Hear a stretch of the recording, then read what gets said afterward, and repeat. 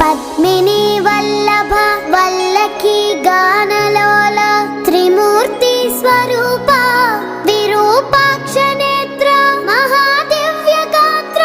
అచింత్యావతార నిరాకార దీనా పరాకయ్య ఓ అయ్య దుర్ధాంత నిర్ధూత తాపత్రయాభీల దావాగ్నిరుద్ర తనుద్భూత నిస్సార గంభీర సంభావితానేక కామాద్యనీకంబులందాటి ఏకాకినై చిక్కి ఏ దిక్కునున్ గానగాలేకయున్నాడా నీవాడనో తండ్రి సూర్యనారాయణ వేద పారాయణ లోకరక్షామణి దైవ చూడామణి